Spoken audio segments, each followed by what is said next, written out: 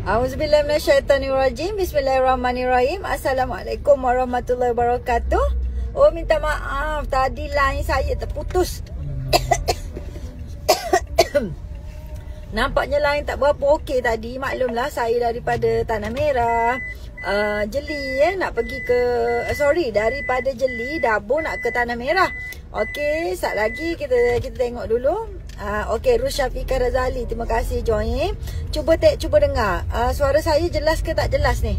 Sebab saya takut tiba-tiba line putus balik lah. Okey, siapa yang tadi yang tengah menonton tadi, boleh masuk balik lah melalui live ini. Yang tadi saya dah delete lah video. Saya dah cari line yang okey. Saya dah tukar ke, tadi saya guna One OX, sekarang saya guna Maxis lah. Harap-harap okey lah. Alhamdulillah. Okey, sebelum saya nak live Insyirah, sekarang saya berada dekat Bukit Bunga. Bukit Bunga ni adalah merupakan salah satu daripada, saya tunjuk salah satu daripada pintu sempadan negeri Kelantan dan juga Thailand. Selalu kalau siapa yang ada kat sini kan, kalau kat Kelantan ni korang mesti biasa dengan Rata Panjang. Dan juga satu lagi adalah Pengkalan Kubur. Tapi ni namanya Bukit Bunga. Bukit Bunga ni letak dia kat mana? Bukit Bunga ni letak dia adalah di kawasan Jeli. Dekat Jeli ni sebenarnya dia sempadan Thailand juga. So kat sini, kat Kelantan ni sebenarnya dia ada 3 pintu lah nak masuk ke Thailand. Nampak tak buah-buahan daripada sana? Barangan tu boleh tengok lah penuh, tapi dia taklah sebesar Rantau Panjang. Saya Hati Aziz, sekarang saya pagi tadi bertolak daripada Selangor pukul 5 pagi. Lepas tu ada kerja sikit kat Gua Musang. Lepas tu sekarang berada dekat Bukit Bunga lah. On the way ke Tanah Merah. Lepas tu nak uruskan pembayaran lembu di Tumpat dan juga Pasimah. Dan saya akan masuk ke Patani pada petang raya pertama untuk uruskan lembu-lembu kat sana pula lah. Okey, hari ni bukan saya nak tunjuk pasal ni saja. Pasal apa yang saya buat live petang-petang hari ni? Kerana sebenarnya nak berkongsi lah kegembiraan untuk kita sambut esok hari ni hari Tarwiyah 8 Zulhijjah. Lusa adalah 9 Zulhijjah adalah hari Arafah. Rumah Felda Kemahang. Wah, best lah tu. Dekat-dekat betul. Saya akan lalu. Saya ke Mahang tadi on the way ni kan. InsyaAllah. Jadi kalau boleh esok jangan lepaslah peluang. Kalau tak mampu berpuasa esok hari Sabtu tu, jangan lupalah berpuasalah juga macam-macam mana pun. Sebab untuk sambutan hari Arafah, kalau boleh kita tak lepaskanlah peluang untuk kita dapat sebanyak mungkin dan sebanyak mana pahala pun yang kita nak pada hari Arafah. Kita ni Allah tak panggil lagi lah pergi ke Mekah kan. Kalau lah Allah panggil kita tahun ni, seronoknya kan dapat kumpul bersama-sama beramai-ramai. Macam-macam bangsa manusia ada kan. Dekat mana?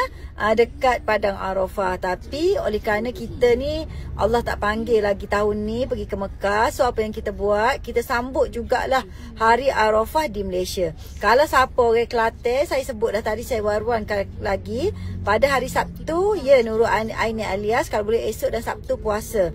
Kalau tak mampulah esoknya Jumaat dan Sabtu lah puasa kan, tapi tak mampu juga, maka kita ambil Sabtu saja pun tak apa, tapi eloknya Jumaat dan Sabtu. Tu baru betul kan. Kalau tidak dia samalah dengan agama lain tu hari Jumaat saja kan. Jadi maknanya kita ambil 8-9, tapi kalau tak dapat 9 tu jangan tinggal. Tu maksudnya dah. Jadi kalau di Kelantan, siapa yang balik kampung di Kelantan boleh pergi ke sambutan hari wukuf di setiap parlimen. Jumpa Tok Ngulu, tanya Tok Ngulu kawasan kita ni mana beripum.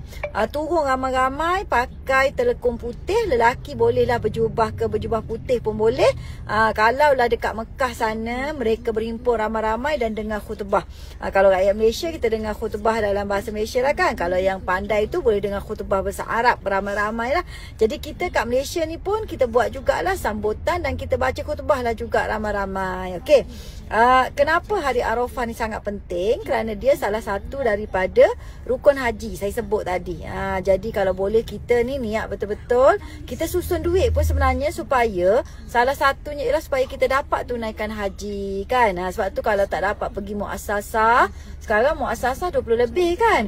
Kalau tak dapat pergi 13. Lepas tu kalau tak dapat pergi package 25,000, kita pergi kalau mana tahu Allah hantar rezeki melalui Furoda 40,000. Tak apalah mana-mana asalkan sampai, asalkan ada rezeki. Betul tak? Okey, kita pakai doa biar Allah panggil kita cepat. Kalau boleh tahun depan satu lagi tu sudah ada sampailah giliran kita. Kalau yang tak dapat pergi lagi. Macam saya pergi dulu masa kecil-kecil. Jadi macam tak best. Jadi saya nak pergi ni ketika saya tua dah. Faham lah kecil-kecil ni. Kalau remaja pun bukan reti apa pun. Jadi time tua ni perasaan dia lain lah bila kita pergi ke Mekah. Okey, saya sebut tadi antara lah keistimewaan hari Arafah ni juga.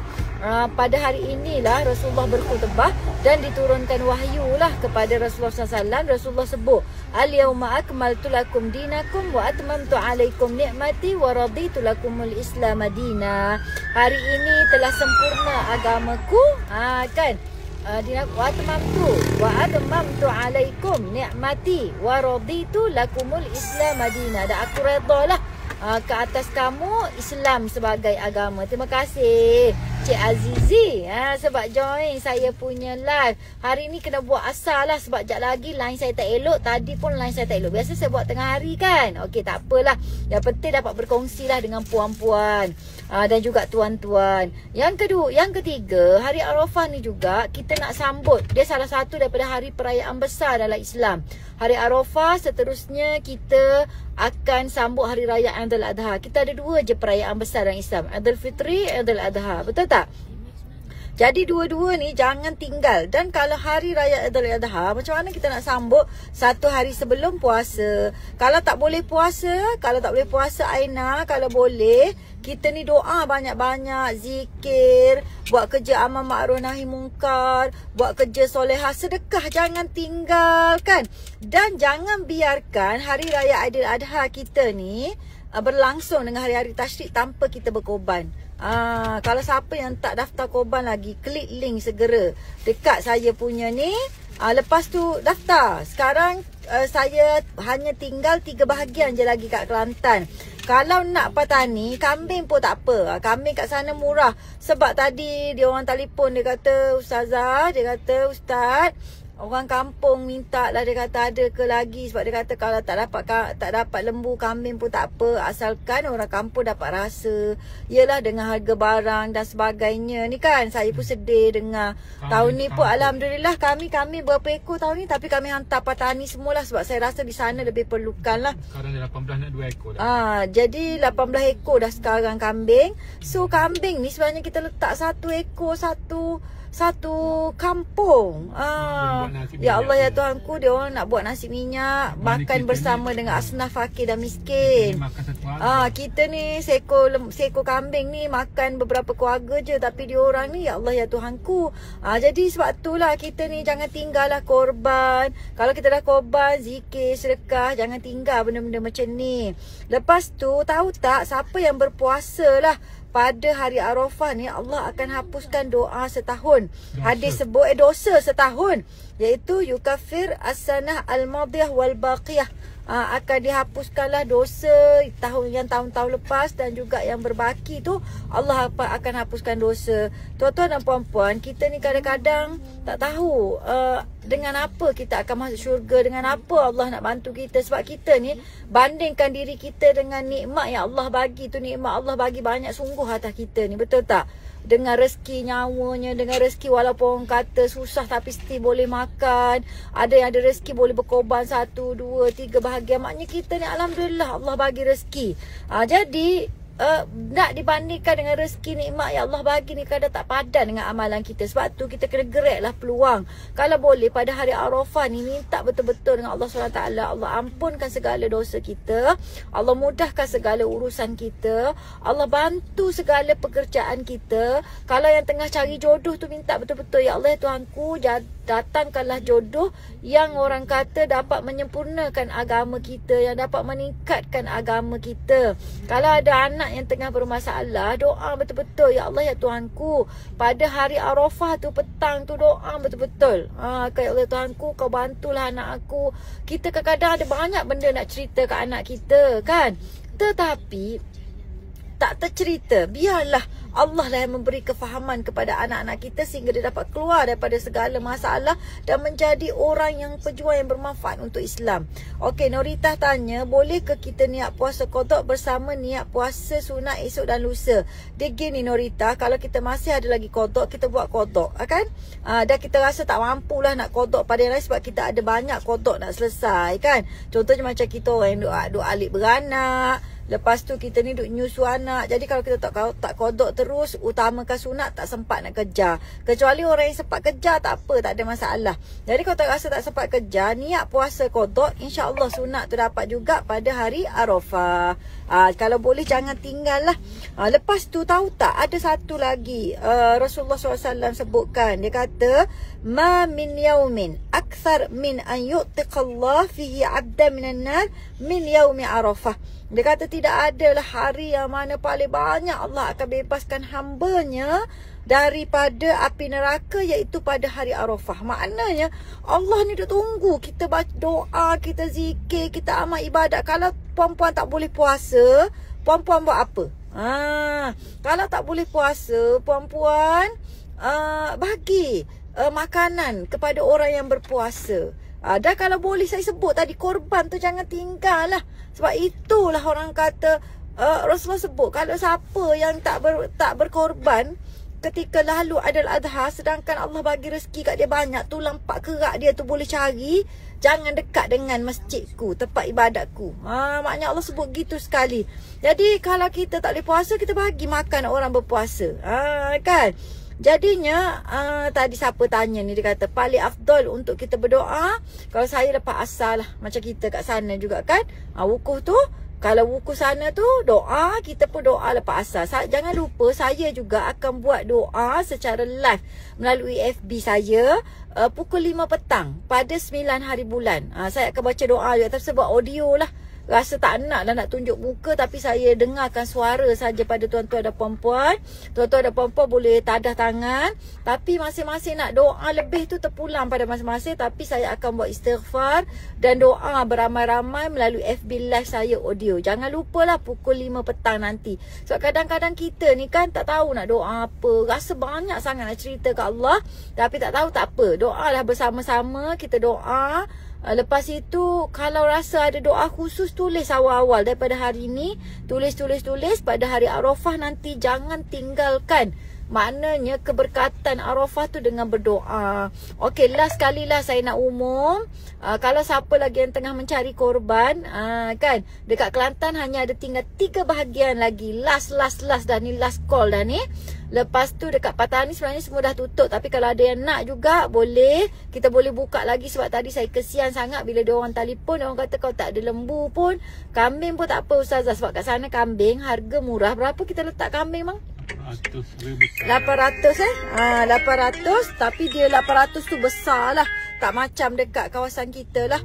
Jadi dapat dinikmati oleh satu kampung. Saya pun rasa sedih, saya tak nak macam mana. Kita pun dah usaha habis gaya dah, tapi rezeki tahun ni mungkinlah tak sebanyak tahun lepas. Ya, tahun lepas kan ramai orang ber-PKP, jadi ramai orang kirimkan korban, kirimkan akikah melalui kita kan. Tapi kalau tahun ni taklah sebanyak tahun lepas. Tapi Alhamdulillah 18 ekor jugalah saya dapat. Lembu pun saya dapat dalam 9 ekor kot, saya tak ingat 9 ekor macam tu. Kat Kelantan pun Alhamdulillah, Kedah pun ada, Sabah pun ada.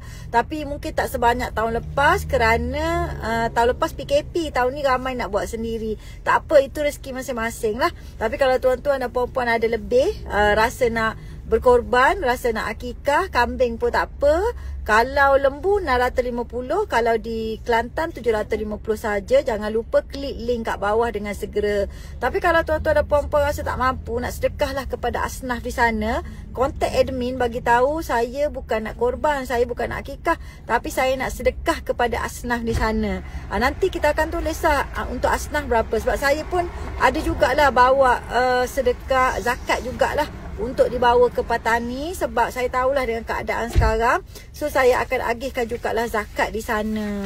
Terutama kepada orang-orang yang menguruskan lembu-lembu kita. Mereka ni pun bukannya orang yang senang, tapi mereka ni bersungguh-sungguh nak uruskan korban demi dakwah Islam. Tu yang paling penting sekali. Jadi jangan lupalah esok kalau siapa mampu puasa hari Tarwiyah. Dan kalau boleh jangan lupa untuk puasa. Jangan tinggalkan puasa 9 hari bulan tu, iaitu hari wukuf. Ustazah, tapi kan kalau dekat Mekah tu wukufnya hari Jumaat.